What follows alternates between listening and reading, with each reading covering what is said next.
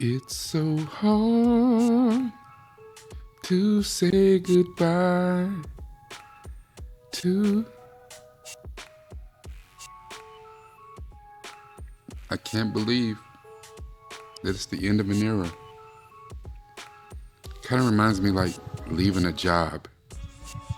You know, when you're working someplace, or even if you can't relate to that, when you're in school. While you're in school with those people, while you're working with those people, those could be your best friends. The people that you talk to every day, they come by your desk, you go by their desk, see what they're doing, you go to lunch with them, you go over and hang out on the weekends and go to barbecues and different social events with them. And this could be even whether you're single or married. But once one of you gets a new job or, transfers to another school, those ties that you had that drew you together every single day, they disappear. Sometimes it's how it is.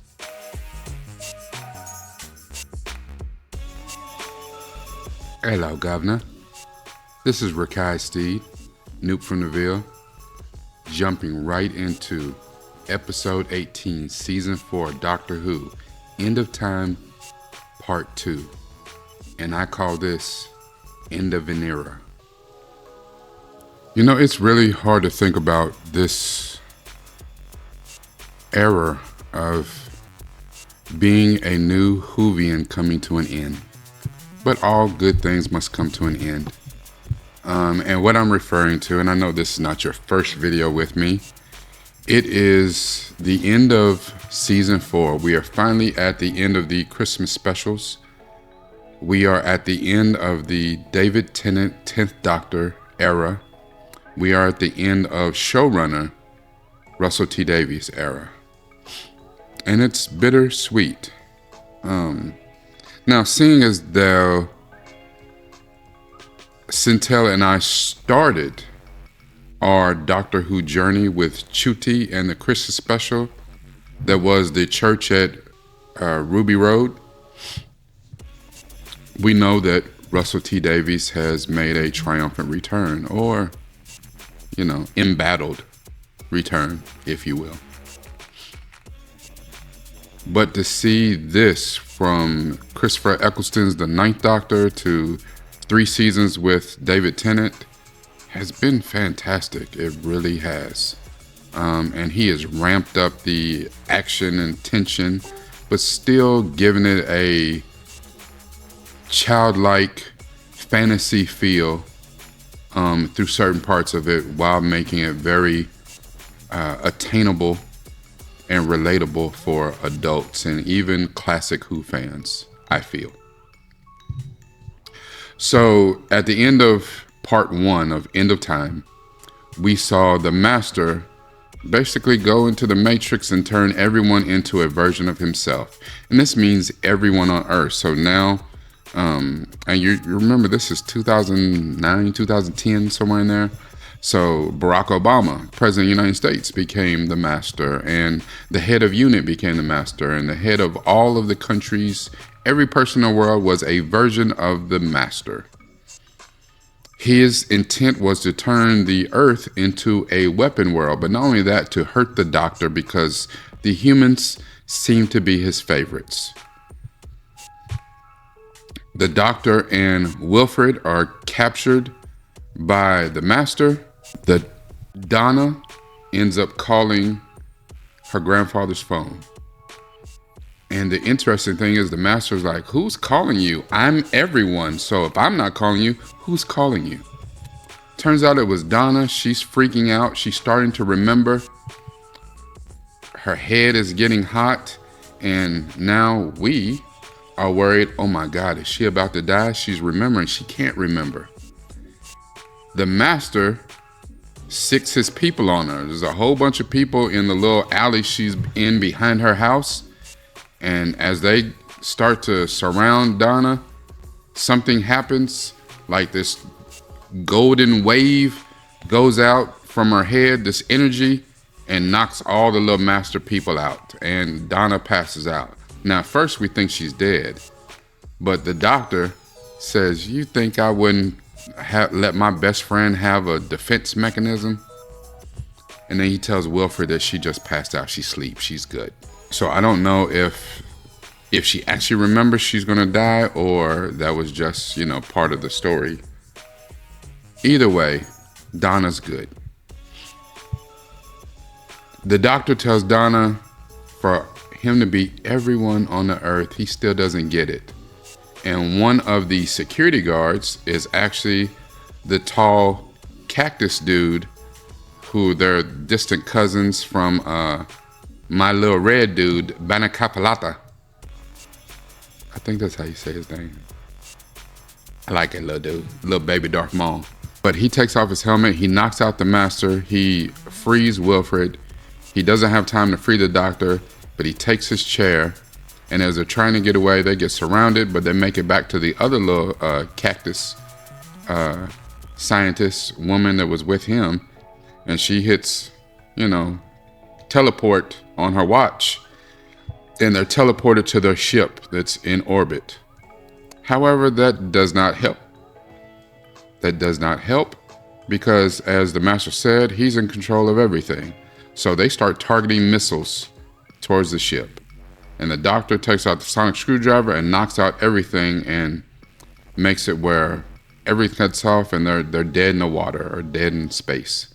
But that's so that they're not detected and they're not blown out of the air. Now, I could go on and talk about the rest of the story, the recap in this. And I think one of the things that makes me pause and really re-examine how I looked at this particular episode was the relationship of the temporary companion. And that is Wilfred, played so sublimely by Bernard Cribbins. He is Donna Noble's grandfather, and his relationship with the doctor is something special. When the master is going on and on, he's, he likes to monologue and show that he's got the one up on the doctor. He says something about, your dad over here is, still this, that, or the other. And Wilfred speaks up and said, "I would be proud to have him as my son." And when they escape, the doctor and Wilfred are having a heart-to-heart conversation. And the doctor brings up, why Wilfred brought the gun. And Wilfred had been visited by someone earlier, a strange woman, who told Wilfred that he was going to have to make a choice. And that it was up to him to help save the doctor. And he took the Roscoe, he took the chopper, and he offers it to the doctor. And the doctor's like, I don't do guns. Like, that's not what I do. I mean, a lot of death and destruction follows me, but I don't do guns, my boy. And then the doctor tells him, I would have been proud to be your son, to have you as my father. And it's one of those father-son connections that, you start to, ooh, shit. Oh my God. Ooh, who's cutting the onions? Ooh, the pollen count is so high. Are my eyes sweating? But it's one of those things that, being a father of 3 boys myself, it moved me in a different kind of way. I did not have any sort of relationship with my father that was worth a damn at all. And I really hope and pray that I do have a meaningful relationship with all 3 of my boys. And I think that I do, but it's one of those things that many years you can look back and be like, where they say something to you to be like, I did okay raising them. The big super reveal of this particular episode is that President Rasillon or something, president of the Time Lords. We always thought that Gallifrey and the Time Lords were lost in the Time War. The whole world was gone. But it turns out that they were in some sort of bubble in the void and that they couldn't escape. But we come to find out that someone, the president or someone, I think it's the president, stuck that beat, that drum beat, in the master's head as a failsafe for them to lock on to the signal and get out of the void at the end of the Time War. Very tricky shit that they put on us. So in all of the master's machinations, the Time Lords had the one up on him, and they pulled themselves out of the void. But not only in pulling themselves out of the void, they pulled the whole planet out of the void, and they dropped in on Earth like another planet. But the thing is, another entire planet with its gravity and everything like that being so close to Earth will knock Earth out of its gravitational orbit. And they were meaning to replace the Earth or use all of the people on Earth as labor or what have you. I mean, the president, played wonderfully by Timothy Dalton, ex-James Bond, which really, even though I did not care for Timothy Dalton as James Bond, almost everything he's done since then, including all of the movies that he made with the Simon Pegg movies, so Hot Fuzz and End of the World and Shaun of the Dead. Fantastic. And I think he was, I don't remember if he was in Shaun of the Dead, but I know he was in Hot Fuzz. He was fantastic in Hot Fuzz. So, but long story short, it comes down to after the Doctor is pushed into a corner where he has to choose between restoring Gallifrey and all the other Time Lords. Even though he knows that the president is a psychopath, and the president himself presents as much of a threat as the Daleks and the Cybermen and all the rest of them, because the dude's crazy. And that's kind of why the Doctor went out on a limb, and where we never understood, where he had to make a sacrifice and sacrifice the entire planet and the rest of the crazy Time Lord agenda to save the rest of the universe from whatever the president had planned. And then there's the Master, who got his own crazy ass plan. And that one's not going to work either. So what the Doctor ends up doing is shooting the machine. So he doesn't actually shoot anyone. He does fire, but he shoots the machine that was keeping Gallifrey locked on to Earth and to the Master. Instead of killing the Master, instead of firing at the president, he takes out the machine, which pushes Gallifrey back into the void. And it just so happens that the Master was rolling up on the president at the time this was happening, because he was sick of the president once he found out that the president intentionally put that drum beat in his head his entire life to drive him insane. But when things start to go awry, there's a little booth that you can only be in one at a time. And Wilfred lets a human out of that booth, but someone has to get in the other booth to release the person on the other side. And all of the radioactive stuff from the bombs or whatever is going to be released into the booth, and it's going to kill Wilfred. And you see the Doctor, we heard the prophecy that he will be killed, that he will knock 4 times. Come to find out, the 4 knocks happens, and it's Wilfred knocking on the glass door saying, "Is it all over with?" I mean, I understand, if you're a man and you don't cry, your eyes never sweat. A lot of this right here at the end, I mean, Your eyes could have got a workout. Your eyes may start sweating. I don't know. And I'm not saying that mine were. I'm just saying that a lot of what happens between the Doctor and Wilfred at the end of this episode could cause your eyes to sweat. That's it. The Doctor lets Wilfred out and he absorbs all the radiation, and he knows instantly that he is about to die, and that is going to cause his regeneration. And the Doctor says, I'm not ready to go. And it's one of the saddest things so far in this entire series that we've seen. Because if you think about it, in terms of, for a Time Lord who's been alive 900 and something years, the 10th Doctor was only 6 years of that time. It's a very short time in the life of a Time Lord.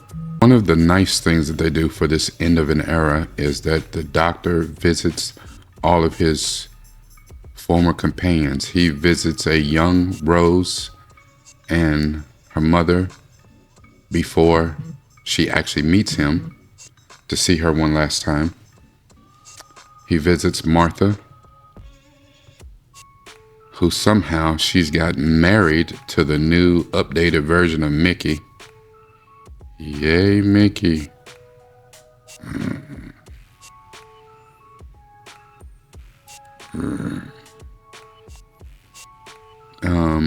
He visits Wilfred again on Donna's wedding day. He visits Jack. He even visits Sarah Jane and her son. And it's a nice way to tie up a lot of, not threads, but to tie up the end of an era, to not leave anything out there hanging. And in the last moments of the season, we see the Doctor's, he's made it back to the Tardis, and he regenerates, and he becomes the 11th Doctor, a very young Matt Smith. A quote that I love, often when you're at the end of something, you're at the beginning of something else.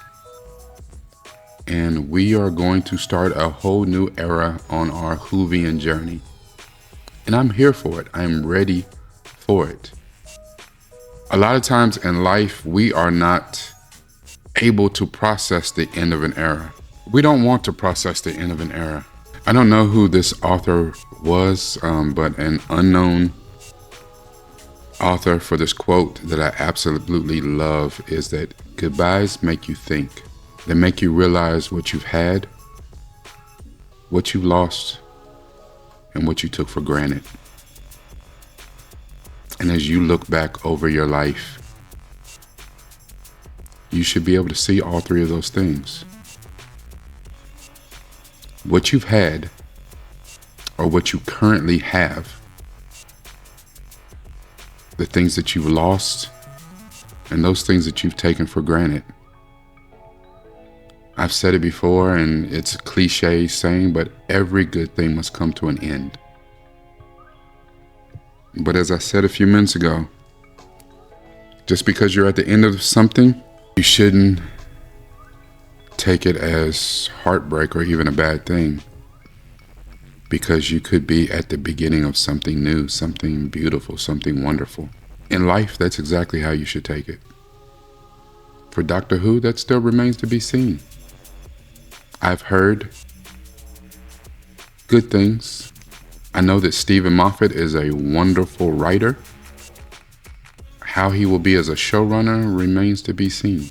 In life, I've looked at how things ended. I've had 2 marriages end. I was a close party to the ending of my parents' marriage. Had jobs end.